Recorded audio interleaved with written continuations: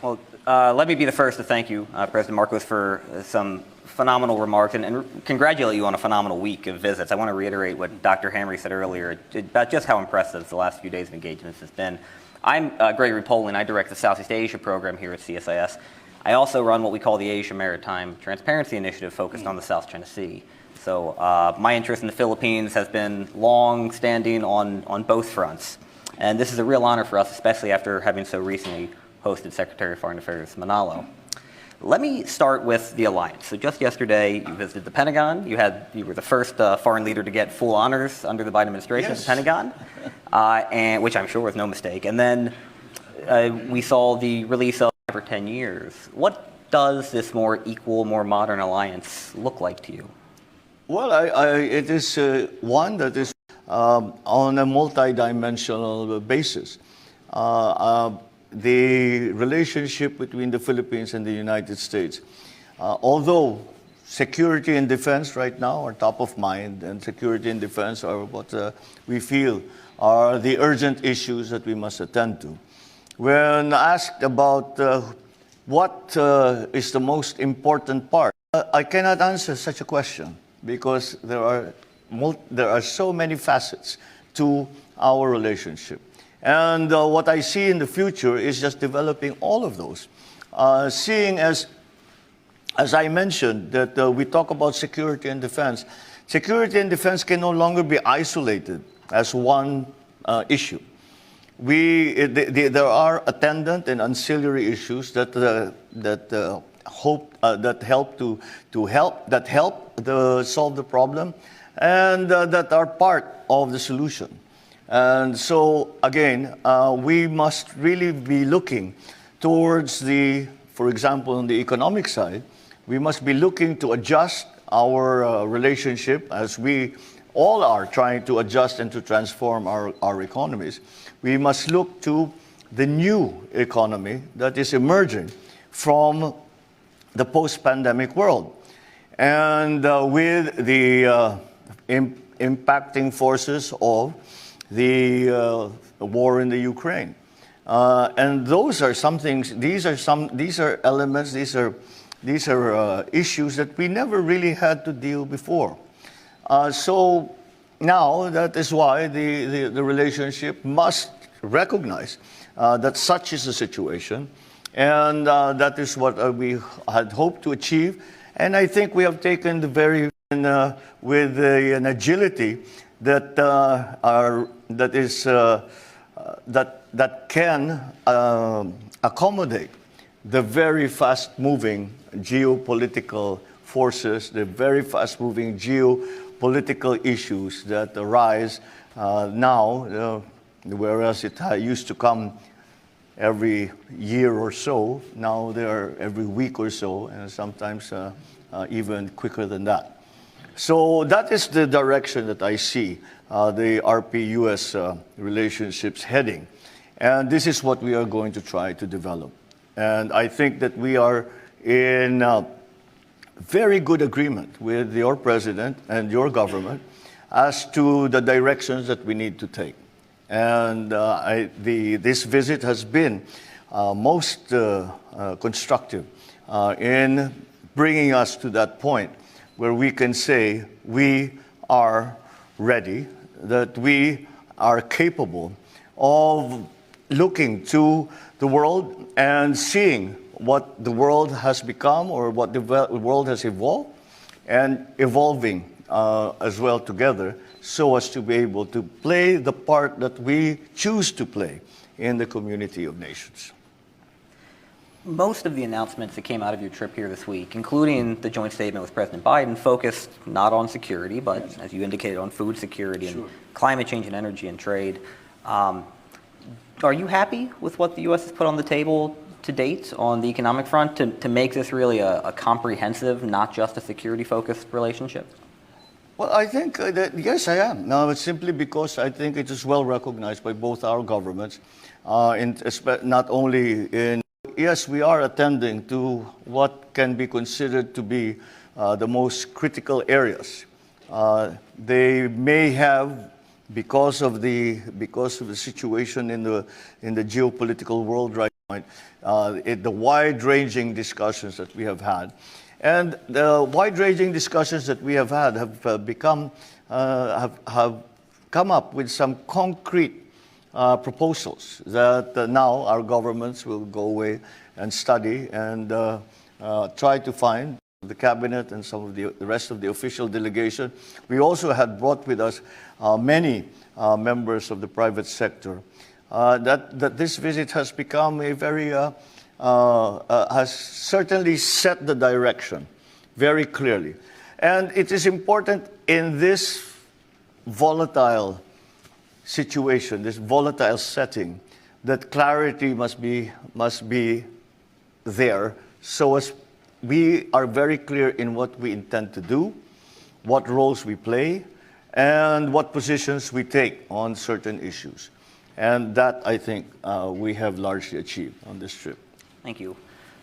You mentioned labor rights and human rights, and a week and a half ago in response to the tragic murder of Alex De La Rosa, your Department of Justice issued a very strong statement condemning the culture of impunity in the Philippines, and argued that it will not be allowed to stand. Could you elaborate a bit on what your administration critical of the human rights situation of the Philippines derived from the policy that we undertook to fight the drug war.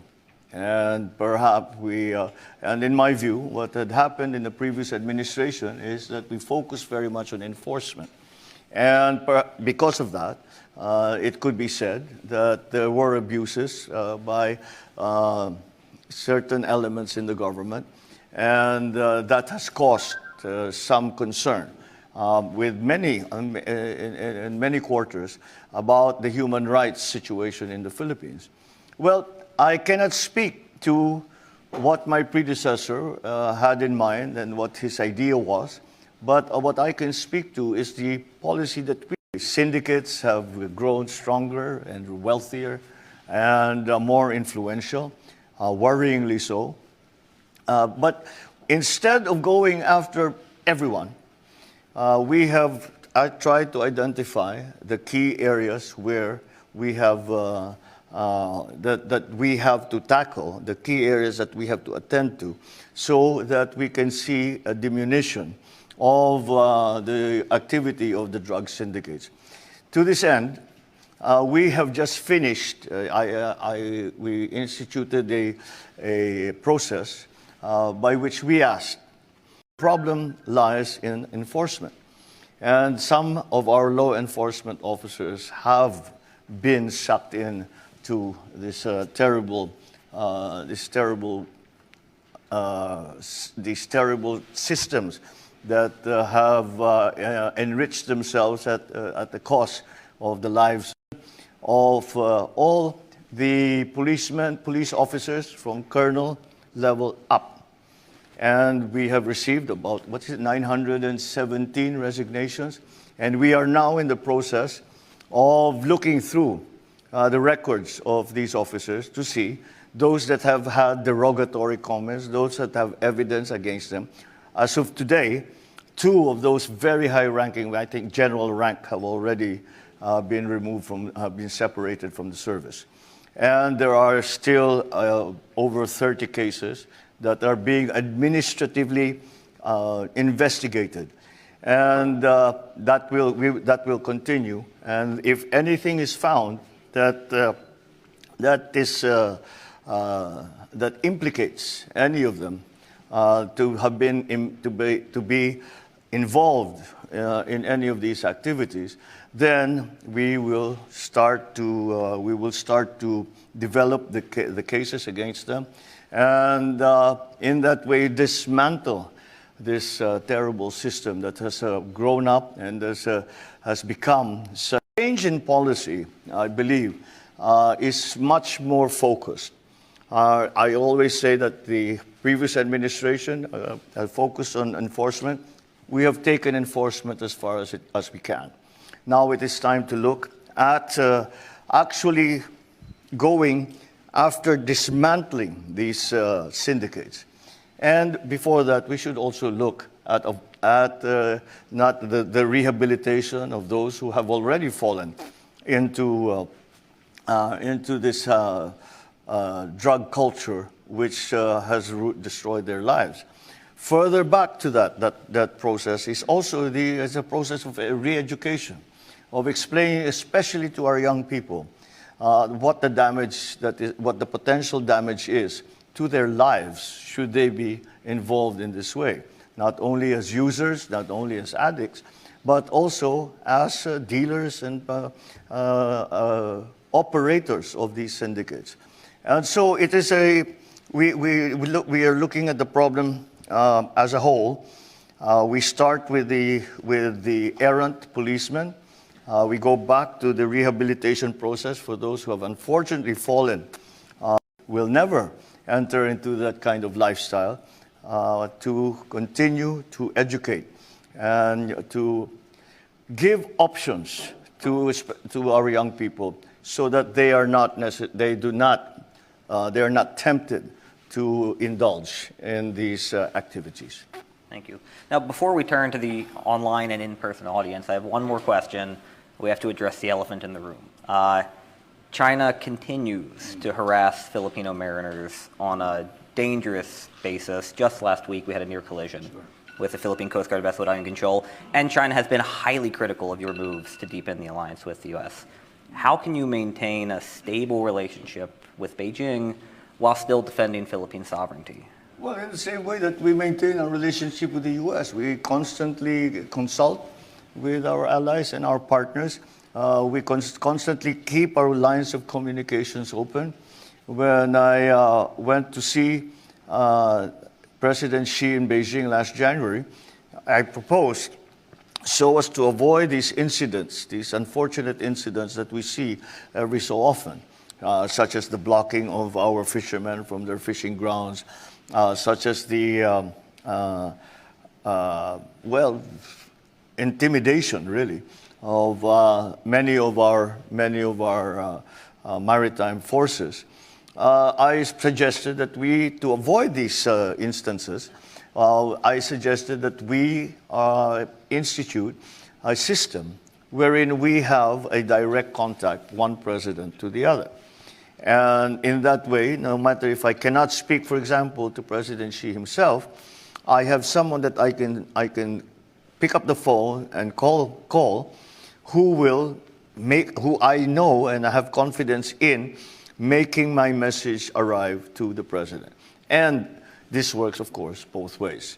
That if the president of the People's Republic would like a message to arrive to me, then that we have a system in place. We have a system in place to achieve that. And we are still working on it.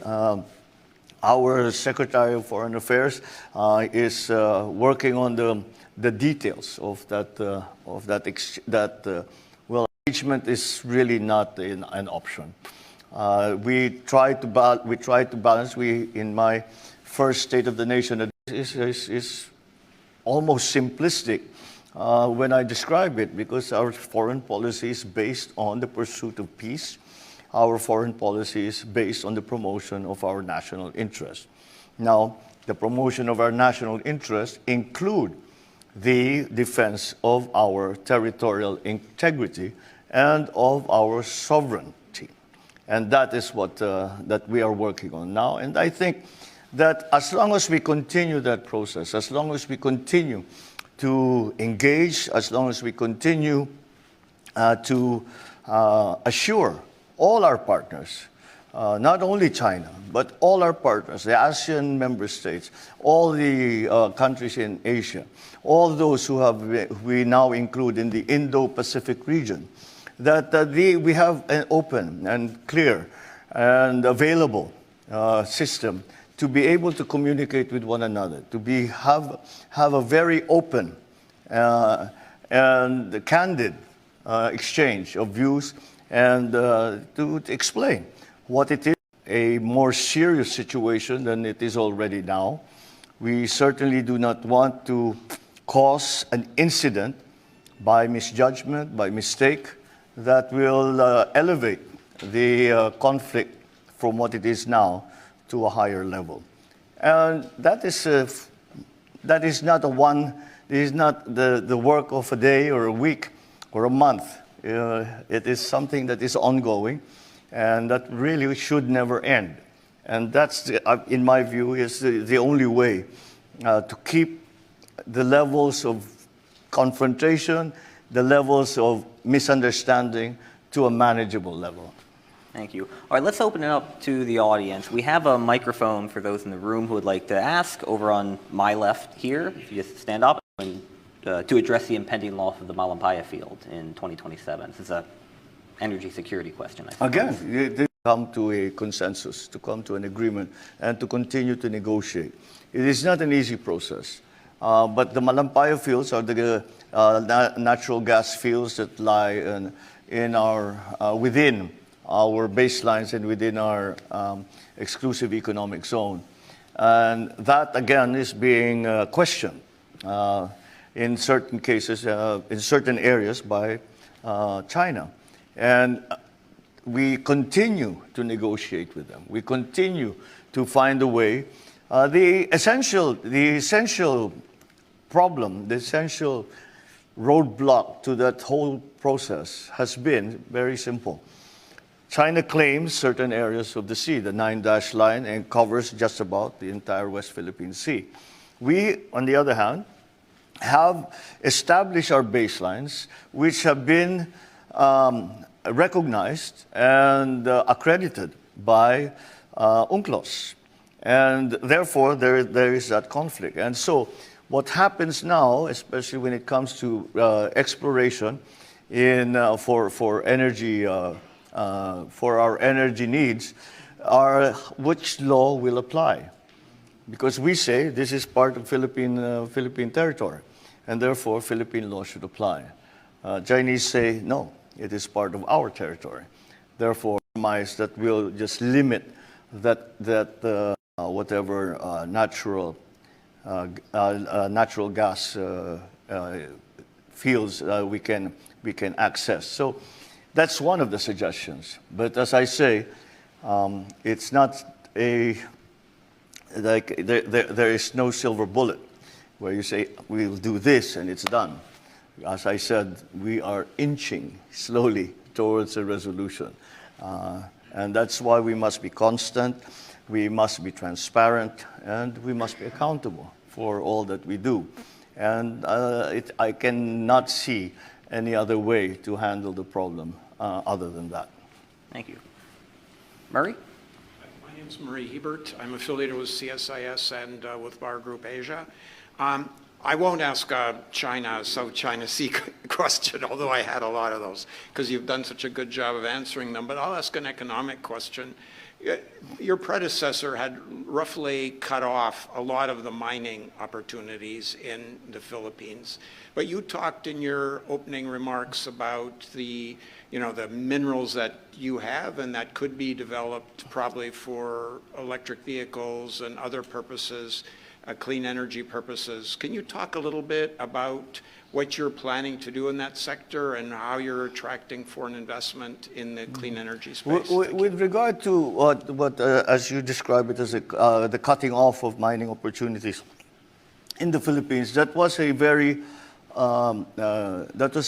very much in the initial part of the previous nickel. We are exporting nickel as raw ore, and that is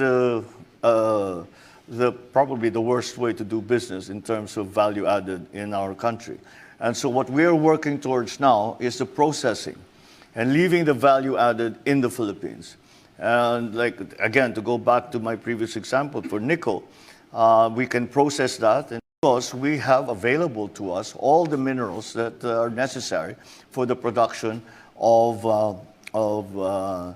to extract our copper, to extract our cobalt, to extract. Yet at that point, if we were to initiate the businesses that we have been looking at in terms of battery production and all the other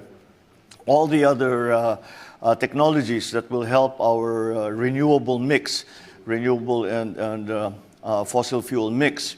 If we are going to be able to participate in that market, we have to be able to process our raw material into a form that is applicable as a raw material for the succeeding processes that will bring us to the point where we are actually manufacturing batteries. I think it's well recognized around the world that this is where we are headed. This is where the needs of our countries, the needs of our energy suppliers are headed, and that's what we are trying to do in the Philippines. Thank you. So let's go back to the online audience. John Bechtel with Beinar News and Radio Free Asia asked a question that we got a lot of different versions of the same question. Has the U.S. asked your government to contribute Philippine military troops to combat operations should a war break out between the U.S. and China over Taiwan? No. I suspect it's a very short or a very long answer. Well, the short answer is no. And the reason is that we have made it very clear that the bases that we have opened up to be used by American forces in the Philippines, we had just identified 4 additional bases, which we announced last month. And these are the original concept behind this cooperation agreement that we have with the U.S. that from which these new bases were derived from. It was really because of the effects of climate change and the increasing instances of disasters in the Philippines. I think, for example, everyone can remember the super typhoon. You call it Haiyan, we called it Yolanda, and that was 9 years ago, 10 years ago now. And that was, for example, that everyone said that is a 100-year typhoon. And meaning this strong a typhoon only occurs every 100 years or so. We call it Yolanda, of Haiyan, that Haiyan did. And so you can see that the climate change, for number one, I'm at the very least, after all of these things that have happened, the naysayers that say that climate change is not real, etc., global warming is not a big deal, etc., etc. At least we have heard less and less of that. But that recognition that this is the situation that we are facing. The Philippines, in terms of climate change, has been determined and assessed to be one of the most, if not the most, vulnerable countries when it comes to the effects of climate change. And that's what EDCA was for, because we always run to our partners, to the United States, to our Asian partners for help when these things happen, as indeed we do help when our Asian partners, our partners everywhere around the world have a problem such as this. And that is the exchange. And the EDCA sites were meant to be, conceptualized really to be the places that we could use so as to be able to provide quicker relief, quicker rescue, do a better job, in other words, of rehabilitating and reconstructing the damage that will be caused by these disasters. And that's really the basic premise of the EDCA sites. Now, with the increasing tensions, especially in the Taiwan Straits, then the military aspect and the security and defense aspect, to go back to the terminology we've been using, the security and defense aspect became part of that mission. And that's why it became sensitive. And that is why China has been terribly critical. But I do everything I can. The foreign minister of China just visited with me a couple of weeks ago, 3 weeks ago. And I told him and I assured him that no, these are not intended to be military bases to attack, to move against anyone. Any country, not China, not any country. Let me return back to the simple concept of our foreign policy, and it is the continuing work that we would like to be involved in in the pursuit of peace. And that continues to be the case. So I am, if should there be such an attempt to use the EDCA sites for offensive action, then that would be outside the parameters of what we had discussed and what the EDCA sites are in fact for. So, but to be fair, the United States has never brought up the possibility that the United States will use the EDCA sites as staging areas for any offensive action against any country. And I think we are in lockstep with the US with that, and that they understand the concerns that the Philippines has and are sensitive to the reasons why we have those concerns. So again, to go back to the quick answer, no, the United States has never said that this is a possibility, and we have also made it. I know it's been a very long week, and this is your last public event, so we are going to end it. Can we take one more? I mean, the poor lady has been waiting One more? Okay. This is like in the concert when they come out for the encore. We have one more. It's like an encore question. Welcome to Washington, President Marcos. My name is Nike Chin from Voice of America. Good afternoon. You mentioned war on Ukraine. If you don't mind me asking, what is your takeaway in your meetings with U.S. officials and Congress? And how do you assess the possibility of U.S. and China work together to mediate an end to the Ukraine war? And if you don't mind me being very direct, would Southeast Asian countries like the Philippines welcome it or being skeptical about it? Thank you. Well, the Philippines has been very clear in our support for the resolutions in the United Nations that were passed upon the onset of the war in Ukraine, in that we respect the sovereignty and territoriality of every single nation in the world. And that applies most certainly because they are in this incredibly critical situation where there is an outright war going on. So this is these are some of the shared values that I spoke about when it comes to the U.S. for one, but also of the many countries around member states of ASEAN, the countries around Asia. I think we are in full agreement that we must continue to protect the sovereignty, not just sovereign rights, but the sovereignty of each nation, no matter where they are, and that the situation in Ukraine cannot continue. And it is something that is really anachronistic in the modern world.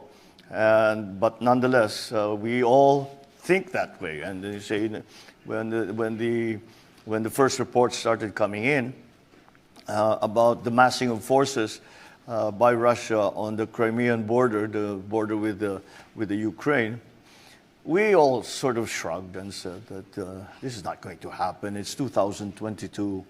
You know, this is not the sort of thing that goes on anymore. Boy, were we wrong. We know now exactly what has occurred, and so we must continue to present a united front, because the war in Ukraine has affected everyone. Strangely enough, because it's not something that we expected. We never expected that the war in Ukraine would make any difference to the lives of ordinary Filipinos. Well, it has, in a very serious and profound way. And that's why shoulder to shoulder and continuing to promote the rights of every sovereign nation to protect its borders. And I think that is the principle that we must hold close and fight very hard to defend. That is the position that the Philippines has. I believe it is the position that ASEAN has, and I believe it is the position that most Asian countries have. In fact, all Asian countries. Thank you. And with that, please join me in a round of applause. Thank you.